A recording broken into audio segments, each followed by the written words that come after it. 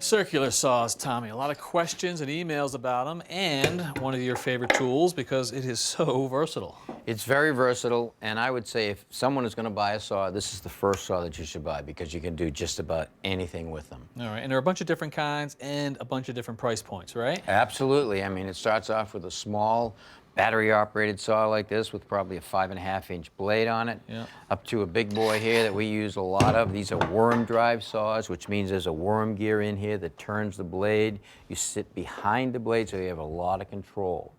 A lot of guys don't like those, so they go to the sidewinder type, which has a blade that's direct drive. You can get it on the right-hand side of the motor or the left-hand side of the motor. It's really a matter of your preference. And in terms of price, what is the range we're talking about here? Whoa, the prices, say, start at $50 up to $400. $400, really? Yeah, they're all versatile depending on the size and the quality that you want. Can I get away with a $50 one? You can, but it's very important that you buy a high-quality blade for that cheaper saw. Really? It'll make all the difference in the world. So let's look right here.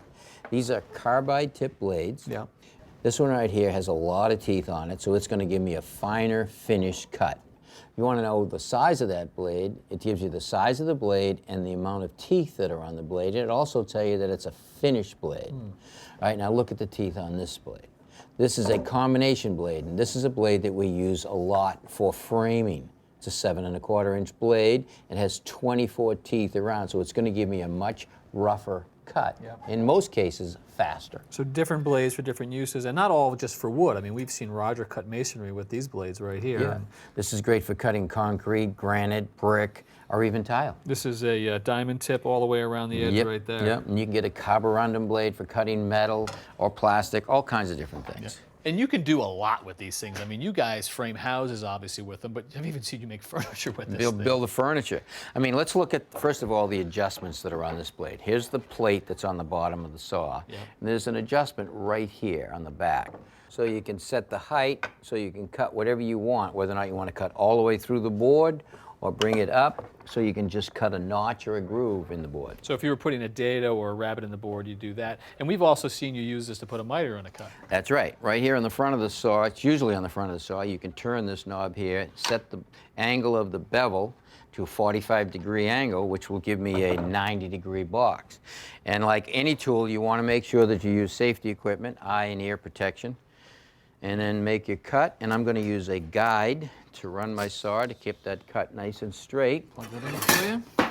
All right. You got that? I do. Okay.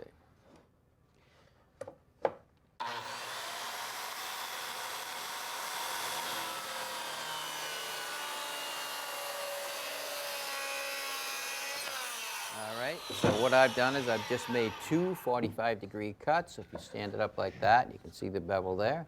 Put them together and have a nice 90-degree corner. I love it. So versatile and great to have around on the job site. Hey, just like you. A must.